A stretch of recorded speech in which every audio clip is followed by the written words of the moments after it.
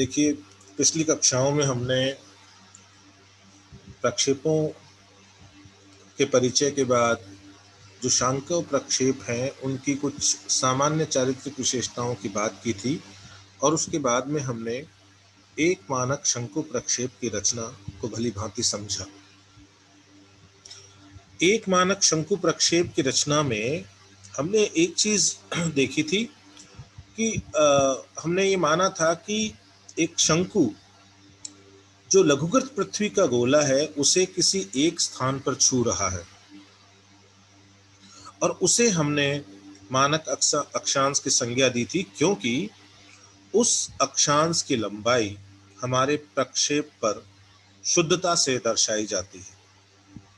ठीक है, उससे ऊपर ध्रुव की ओर तथा नीचे भूमध्य रेखा की ओर जितने भी अन्य अक्षांश हैं वो सब अपनी वास्तविक जो उनका आकार है उससे ज्यादा बड़े प्रदर्शित किए जाते हैं, अर्थात उसमें तेजी से अशुद्धियां बढ़ती है जैसे जैसे हम मानक अक्षांश से दूर जाते हैं।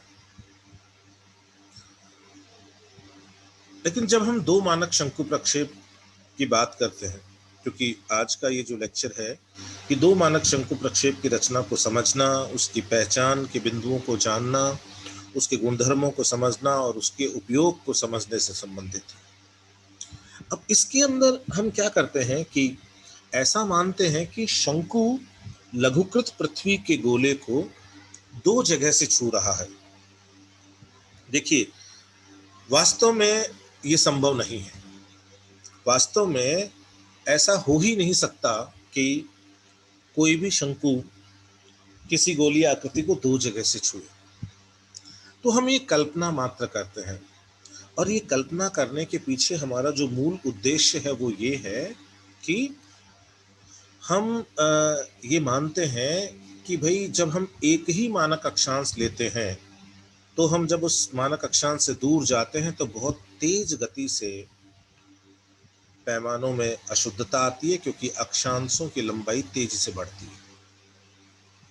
ठीक है, तो हमने क्योंकि इस प्रक्षेप के अंदर दो मानक अक्षांश लिए हैं तो दो मानक अक्षांश लेने के कारण जो अशुद्धि है उसके बढ़ने की दर धीमी हो जाती है। क्यों? क्योंकि नंबर एक कि हमने दो मानक अक्षांश लिए हैं। ठीक है, और ये हम मानते हैं, कल्पना करते हैं कि भाई दोनों पर शंकु छू रहा है। इसका मतलब निश्चित रूप से इन दोनों जो मानक अक्षांश हैं इनके बीच का जो क्षेत्र है, ठीक है, उसमें थोड़ा बहुत भाग जरूर ऐसा है जिसको हम निम्न करके दिखा रहे हैं प्रक्षेप पर।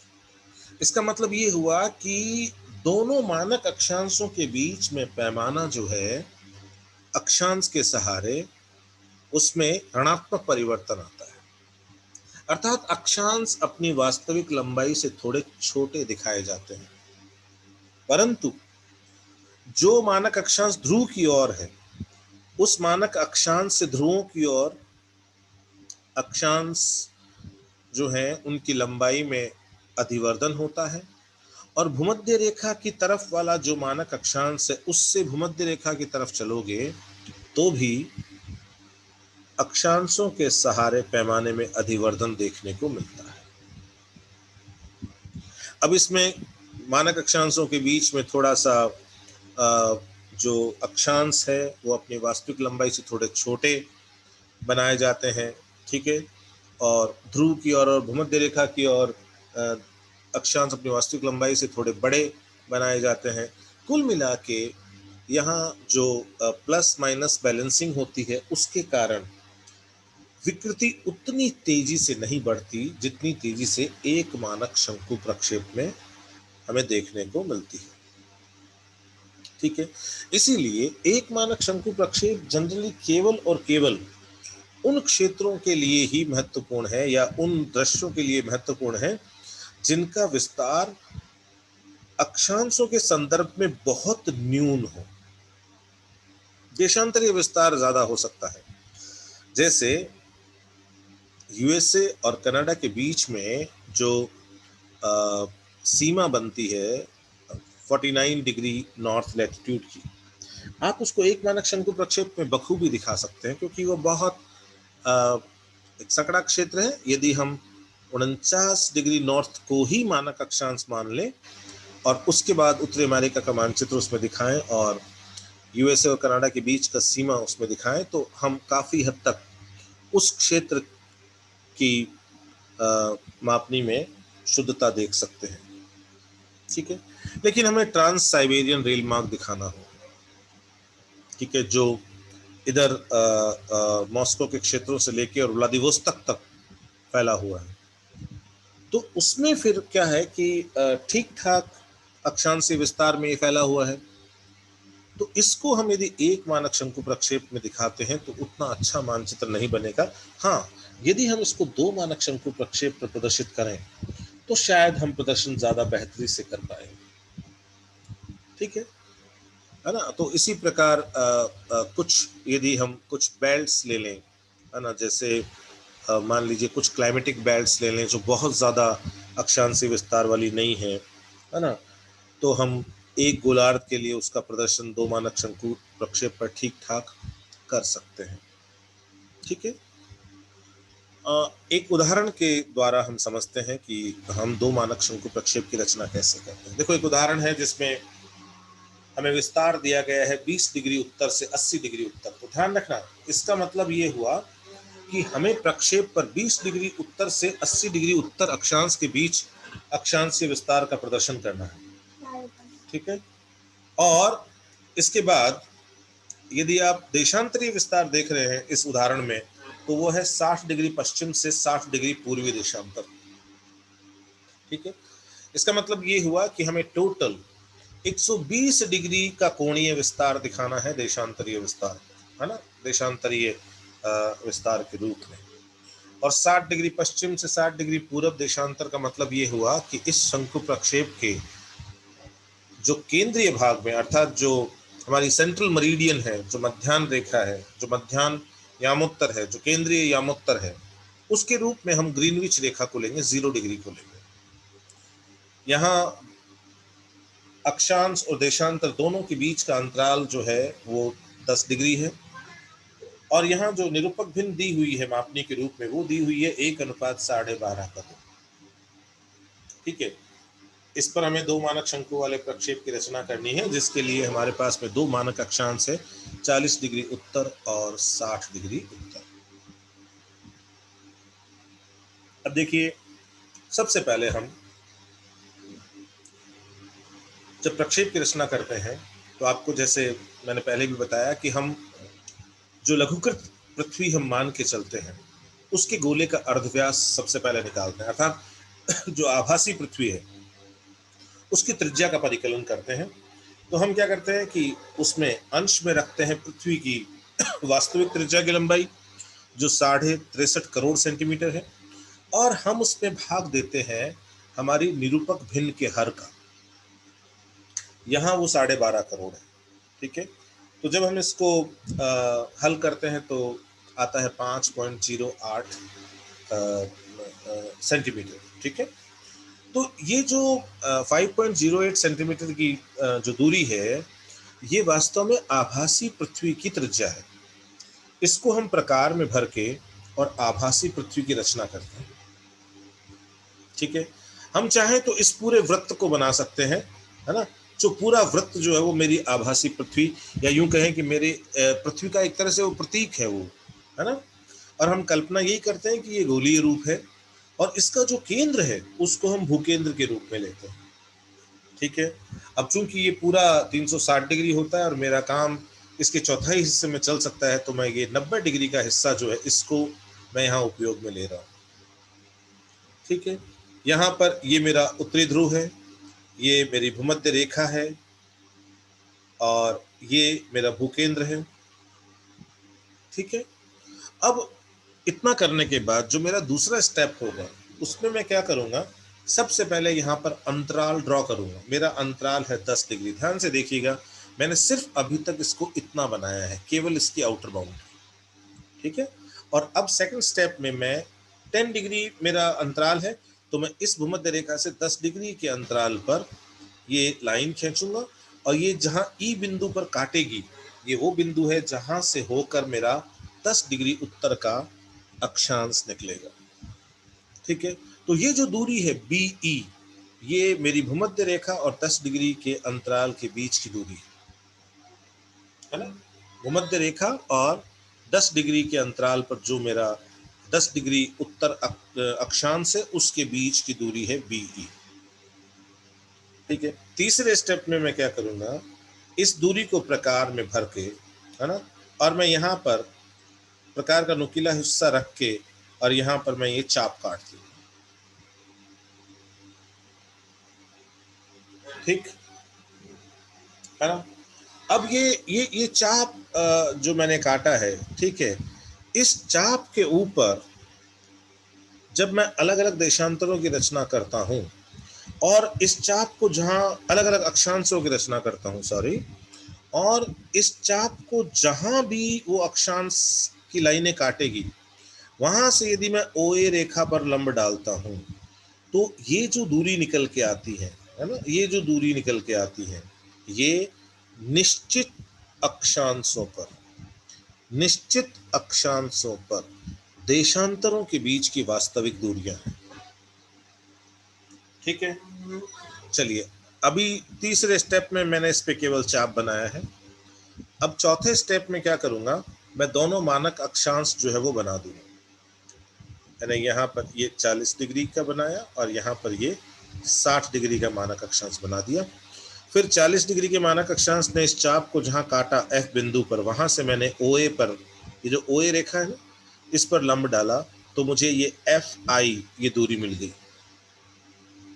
ये FI दूरी इस 40 डिग्री के अक्षांश पर देशांतरों के बीच की वास्तविक दूरी है।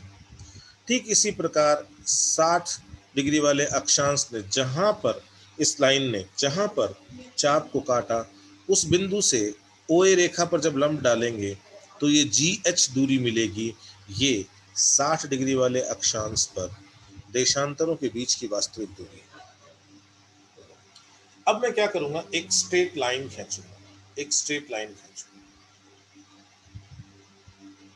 और उसमें कहीं भी एक बिंदु ले लूंगा जो 40 डिग्री को बताता है। उस बिंदु से मेरा तात्पर्य है 40 डिग्री लैटिट्यूड से, 40 डिग्री अक्षांश के लिए वो बिंदु लिया है मैंने। ठीक है, और यहाँ मैं केवल उत्तरी गोलार्ध की बात कर रहा हूँ, तो जब भी मैं अक्षांश का नाम दे रहा हूँ तो मेरा तात्पर्य उत्तरी अक्षांश से ही होगा।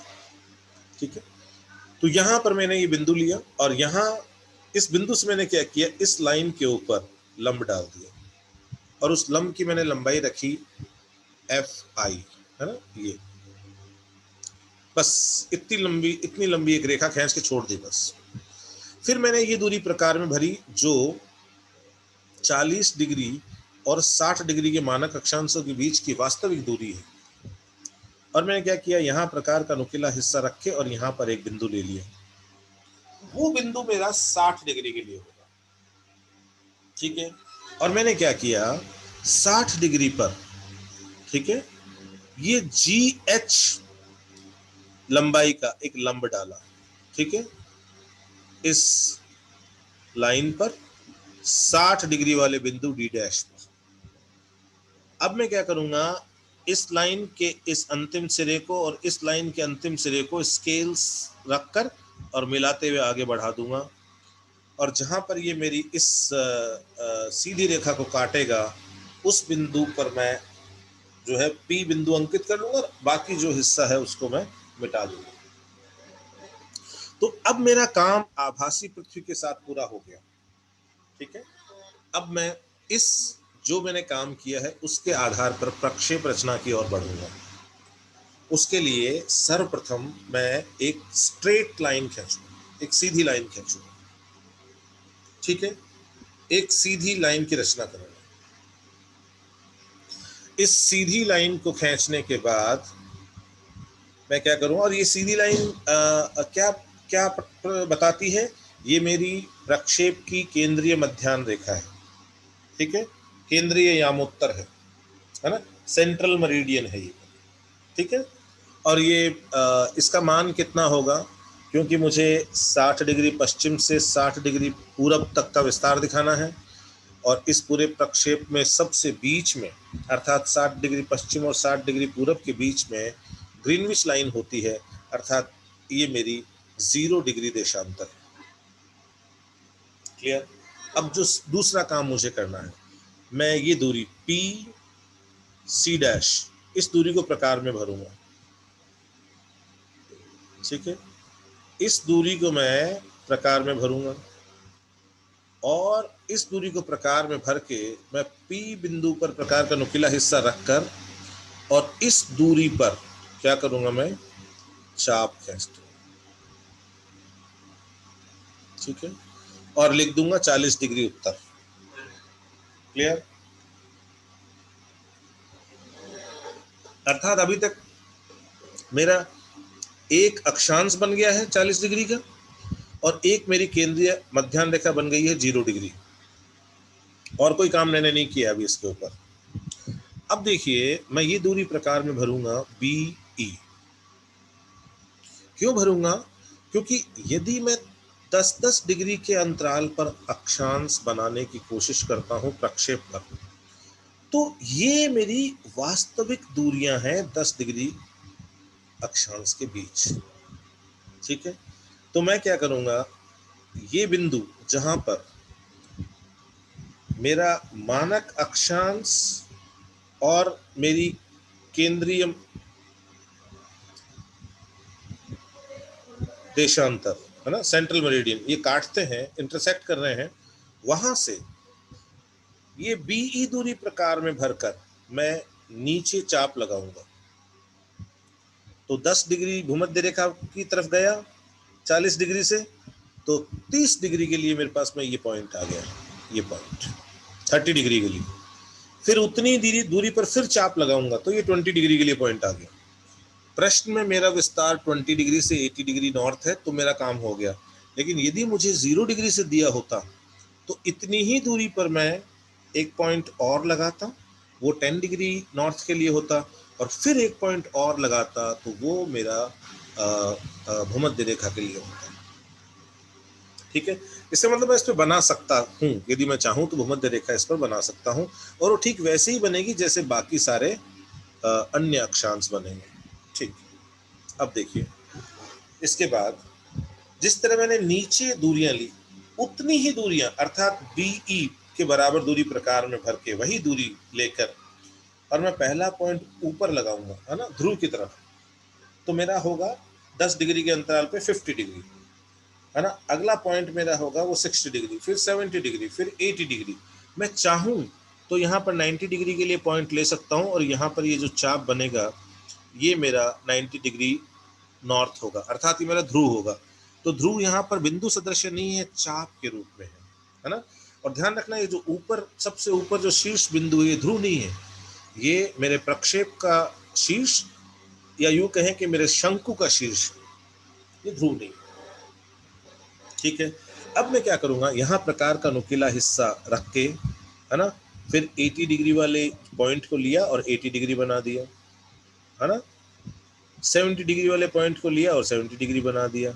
ऐसे करके मैं ये समस्त जो है ना 60 डिग्री, फिर 50 डिग्री, ठीक है, फिर 40 बना हुआ है, फिर ये यहाँ पे पॉइंट लिया, ये 30 डिग्री बना दिया, है ना, ऐसे ही ये 20 डिग्री बना दिया। ठीक है, तो कुल मिला के मेरे सारे अक्षांश बनकर तैयार हो गए। मेरे सारे अक्षांश संकेंद्रीय वृत्तों के चाप हैं, बिल्कुल हैं। मेरे सारे अक्षांशों के बीच की दूरी समानांतर है, बिल्कुल समानांतर है ना, क्योंकि हमने एक ही दूरी नाप के उसी दूरी के ऊपर पॉइंट लगाए थे। क्लियर? ठीक है, अब है मुझे क्या करना है, अब मुझे देशांतरों की रचना करनी है, क्योंकि मैंने तो केवल एक देशांतर बनाया है अभी। ठीक है, तो मैं सबसे पहले क्या करूंगा, ये एफ आई दूरी है ना, ये प्रकार में भरूंगा, और 40 डिग्री के अक्षांश पर जाकर एफ आई दूरी पर पहला पॉइंट लगाऊंगा, तो वो मेरा होगा, जैसे मैं ग्रीनविच से पश्चिम की ओर जा रहा हूं, तो ये मेरा होगा, और कितना चला हूं मैं, क्योंकि अंतराल मेरा 10 डिग्री है, तो ये मेरा 10 डिग्री वेस्ट का पॉइंट हो गया। इतनी दूरी पे दूसरा पॉइंट लगाया 20 डिग्री, फिर तीसरा लगाया 30 डिग्री, चौथा लगाया 40 डिग्री, पांचवा लगाया 50 डिग्री, छठा लगाया 60 डिग्री वेस्ट। मतलब मेरे को 10, 20, 30, 40, 50, 60 डिग्री पश्चिम के सारे बिंदु मिल गए। जैसे मैंने इधर किया है ठीक वैसे ही मैं इधर भी करूंगा, तो मुझे पश्चिम और पूरब दोनों तरफ 60-60 डिग्री के लिए, विस्तार के लिए 10-10 डिग्री के अंतराल पर देशांतरों के लिए बिंदु मैंने लगा ली। फिर मैं ये जी एच दूरी प्रकार में भरूंगा, और ठीक जो काम मैंने 40 डिग्री पे किया है अब मैं वो 60 डिग्री पे करूंगा। क्यों? क्योंकि ये जो जी एच दूरी है देशांतरों के बीच, ये 60 डिग्री के ऊपर है ना। तो मैंने क्या किया, ये दूरी प्रकार में भरी और फिर दोनों तरफ 6-6 पॉइंट लगा दिए। क्यों? क्योंकि मुझे 6-6 देशांतर दोनों तरफ बनाने हैं।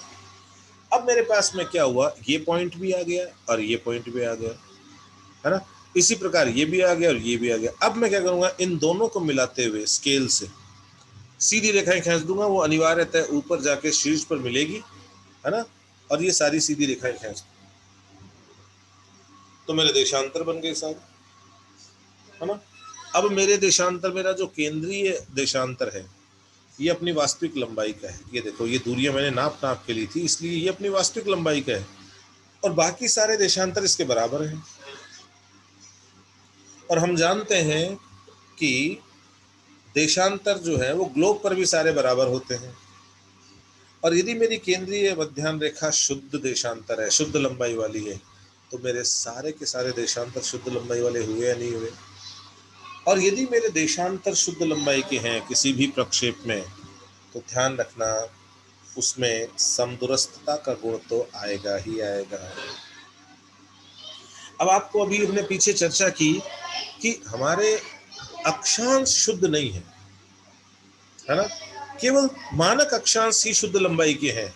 मानक अक्षांश के अंदर वाले अक्षांश थोड़े छोटे, और बाहर वाले जो अक्षांश है दोनों ओर, है ना, ध्रुव की ओर और भूमध्य रेखा की ओर, वो अधिवर्धित अर्थात अपनी वास्तविक लंबाई से बड़े हैं। ठीक है। अब एक पर पैमाना शुद्ध देशांतर पर, और अक्षांश पर पैमाना अशुद्ध, तो दोनों ही शर्तें पूरी नहीं होती। ना तो समक्षेत्रता के गुण की शर्तें पूरी होती है, ना ही समाकृतिक के गुण की के लिए शर्तें पूरी होती है।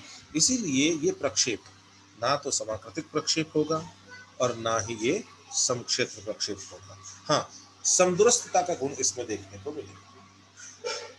ठीक है। अब पहचान के बिंदु देखिए। समस्त अक्षांश वृत्त संकेंद्र वृत्तों के समान, समस्त अक्षांश वृत्त संकेंद्र वृत्तों के समान दूरी के अंतर पर खींचे गए चाप होते हैं। बिल्कुल सही बात है, क्योंकि आपने ऊपर पी बिंदु के ऊपर प्रकार का नुकीला हिस्सा रखकर ही तो सारे के सारे चाप खींचे थे ना। तो संकेंद्रीय वृत्तों के चाप होंगे, और यस, इनके बीच की दूरियां भी समान रहेगी, है ना।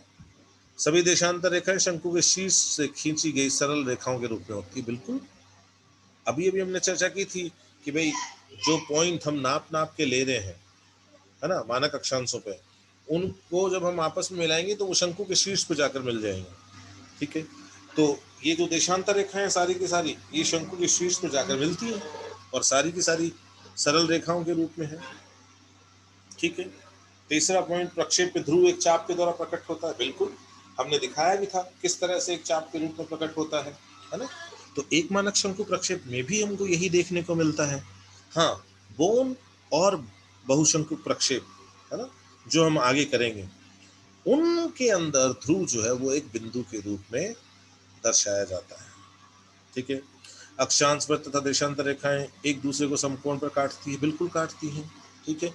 और ये जो पहचान है, ये पहचान एक मानक शंकु प्रक्षेप की भी है। प्रत्येक अक्षांश वृत्त पर देशांतर रेखाओं के बीच की दूरी समान होती है। बिल्कुल सही बात है ना। और साथ साथ में ये भी बात सही है कि ध्रुवों के पास में देशांतर रेखाओं के बीच की दूरी कम होती है, जबकि भूमध्य रेखा के समीप तुलनात्मक रूप से देशांतर रेखाओं के बीच की दूरी ज्यादा होती है। ठीक है। तो इसमें खाली हमें एक आधा पॉइंट ही नया मिला, बाकी सारे हमारे एक मानक शंकु प्रक्षेप से मिलते जुलते पॉइंट है पहचान की। अब बात करते हैं गुणधर्म की। तो देखो, दो मानक अक्षांश है ना, और क्योंकि नाम ही है मानक अक्षांश, तो पैमाने उन पर तो शुद्ध होने ही होने हैं। तो इन दोनों मानक अक्षांशों पर जो पैमाने हैं ना वो शुद्ध। ठीक है।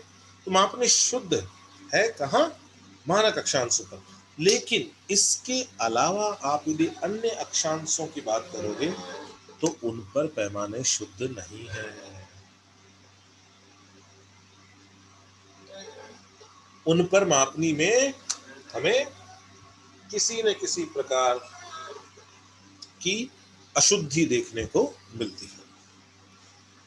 समस्त देशांतर रेखाओं पर मापनी शुद्ध होती है, बिल्कुल। ये गुण एक मानक शंकु प्रक्षेप में भी था, ठीक है, क्योंकि इसमें जितने भी देशांतर हैं वो सब के सब जो केंद्रीय मध्याह्न देशांतर रेखा के बराबर होते हैं, और केंद्रीय जो मध्याह्न रेखा है ना, जो केंद्रीय यामोत्तर है, उस वो बिल्कुल दूरी नाप नाप के और उसके बाद बनाई जाती है, और वो बिल्कुल शुद्ध लंबाई की होती है। इसका मतलब ये हुआ कि सारे के सारे देशांतर अपनी शुद्ध लंबाई के होंगे, और यही कारण है कि इस प्रक्षेप में समदूरस्थता का गुण भी देखने को मिलता है।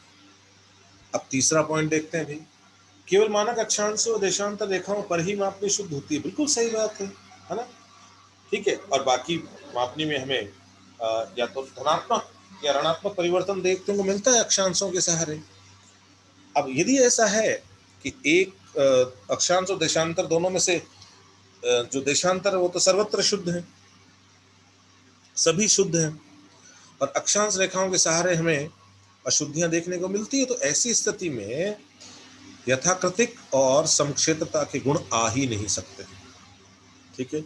और चूंकि इस प्रक्षेप में दो मानक अक्षांश होते हैं, अतः यह एक मानक वाले शंकु प्रक्षेप की तुलना में कम अशुद्ध है, ये बोलना ज्यादा उचित रहेगा। कम अशुद्ध है, अशुद्धियां तो होती है, लेकिन जैसा कि हमने कहा कि एक मानक शंकु प्रक्षेप में अशुद्धियां तेजी से बढ़ती है किनारों की ओर, ध्रुव की ओर भी और भूमध्य रेखा की ओर भी, लेकिन दो मानक शंकु प्रक्षेप में उनके बढ़ने की दर थोड़ी धीमी होती है।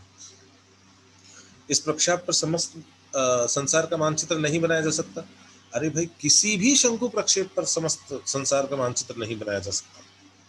ये चारों का गुण है, हम शंकु प्रक्षेप पर ज्यादा से ज्यादा एक गोलार्ध दिखा सकते हैं, ठीक है।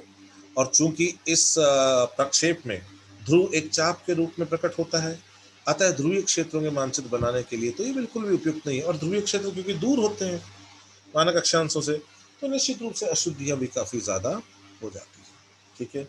और जैसा कि मैंने आपको बताया था कि भाई ये थोड़ा सा एक मानक शंकु प्रक्षेप की तुलना में हमारे लिए थोड़ा ज्यादा उपयोगी है। क्यों?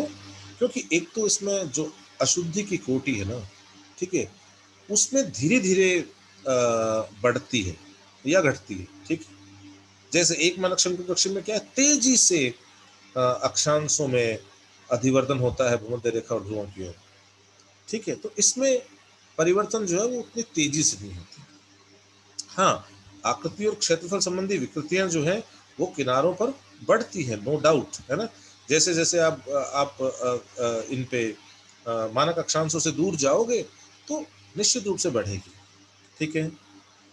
फिर भी थोड़ा बहुत ठीक ठाक यदि अक्षांशीय विस्तार हो, ठीक है, ठीक ठाक अक्षांशीय विस्तार हो, बहुत ज्यादा नहीं हो, तो इनका उपयोग हो सकता है। लेकिन ज्यादा अक्षांशीय विस्तार वाले क्षेत्रों के लिए दो मानक शंकु प्रक्षेप भी उपयोगी नहीं है। अब यूरोप और ऑस्ट्रेलिया की जो मानचित्रावलियां जो एटलसेस बनती हैं, उसमें अलग अलग देशों और राज्यों के मानचित्र बनाने के लिए इस प्रक्षेप का उपयोग होता है। लेकिन हम यदि पूरे यूरोप को और या पूरे ऑस्ट्रेलिया को बनाए तो उसके लिए फिर ये कोई अच्छा प्रक्षेप नहीं है। हाँ, उनके जो क्षेत्र हैं, प्रांत हैं, देश हैं, है ना, ठीक है, जो तुलनात्मक रूप से छोटे हैं, उनको यदि हम बनाए तो उनको हम दो मानक शंकु प्रक्षेप पर बना सकते हैं।